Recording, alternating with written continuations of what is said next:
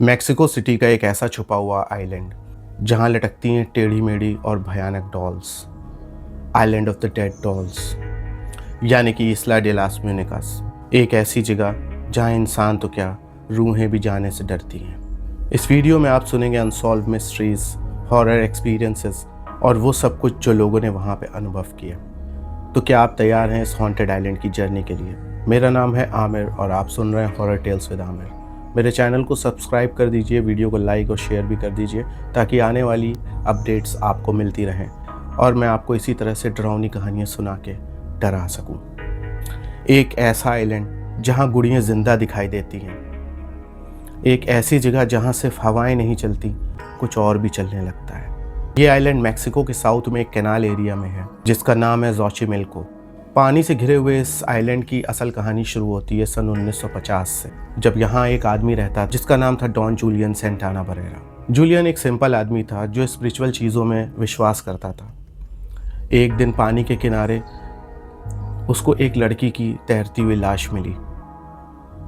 उसने इस लड़की की लाश को निकाला। वो एक छोटी बच्ची थी। थोड़ी देर बाद उस जगह पे उसको एक डॉल मिलती है जो कि बहुत भारी होती है और टेढ़ी मेढ़ी टूटी फूटी होती है। गिल्ट और डर के कारण जूलियन उस डॉल को उठा के उसी आइलैंड के एक पेड़ पे लटका देता है, ये सोच के कि शायद ऐसा करने से उस छोटी बच्ची की आत्मा को शांति मिल जाएगी। लेकिन ये शुरुआत होती है एक भयानक घटनाक्रम की, एक भयानक सिलसिले की। जूलियन ने एक गुड़िया लटकाई, फिर दूसरी, फिर तीसरी। इस तरह से करके उसने पूरे आइलैंड पे लगभग 50 सालों तक कई हजार गुड़ियाँ इकट्ठा करी और लटकाई। कोई गुड़िया टेढ़ी थी, कोई टूटी थी, कोई फूटी थी, किसी की गर्दन नहीं थी। वो सारी गुड़ियों को जूलियन ने उस आइलैंड के हर अलग अलग पेड़ों पे, अलग अलग कोने पे लटका दिया और ये चीज़ वो 50 सालों तक करता रहा। हर बार जब वो गुड़िया लटकाता तो उसको यही लगता कि शायद अभी तक उस लड़की की आत्मा को शांति नहीं मिली है। और वो ऐसा इसलिए करता था क्योंकि रोज़ रात उसको अजीब सी आवाज़ें, किसी बच्ची की खेलने की और हंसने की आवाज़ें और इस तरीके की चीज़ों को वो रोज़ एक्सपीरियंस कर रहा था।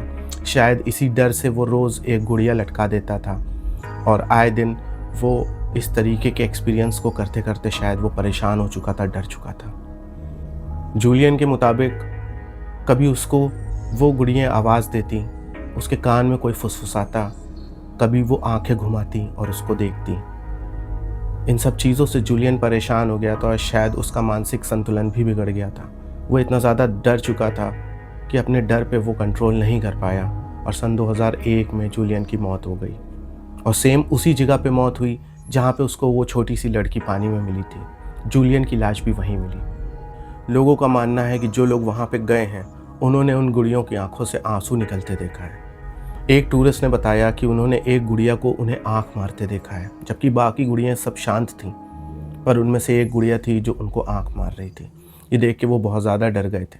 एक विजिटर ने रिकॉर्ड किया अपने कैमरे में एक आवाज़, "वेन कॉनमिगो", मेरे साथ आओ। ऐसा कहते हुए एक आवाज़ आई, जबकि वहाँ आसपास कोई भी नहीं था। लोकल्स कहते हैं कि रात में यहाँ पे छोटी बच्चियों की खेलने की आवाज़, कुछ आत्माओं की चीखने की, चिल्लाने की आवाज़ और यहाँ तक कि वो गुड़िया जो पेड़ों पे लटकी हैं वो अपने हाथों को हिलाती हैं। कुछ पैरानॉर्मल एक्सपर्ट्स भी उस जगह को इन्वेस्टिगेट करने गए हैं, जिनके इक्विपमेंट्स ने अनआइडेंटिफाइड इलेक्ट्रोमैग्नेटिक फील्ड्स भी कैप्चर की हैं। साइंस के मुताबिक तो ये सिर्फ एक मनोवैज्ञानिक प्रभाव हो सकता है। एक आइसोलेटेड जगह, डरावनी कहानियाँ और भयानक लटकती हुई गुड़ियाँ, ये सब चीज़ें काफ़ी हैं किसी को ये सोचने के लिए मजबूर करने के लिए कि ये जगह हॉन्टेड है और डरावनी है। अकॉर्डिंग टू द साइंस सच तो यही है, बट एक सवाल आज भी ज़िंदा है। जूलियन ने लगातार 50 सालों तक एक ही चीज़ क्यों की? वो आवाज़ें जो जूलियन को पूरी ज़िंदगी उसको हर रात सुनाई देती थी, वो क्या थी? और जूलियन की लाश सेम उसी जगह पे कैसे मिली जहाँ पे वो लड़की उसको मिली थी 50 साल पहले?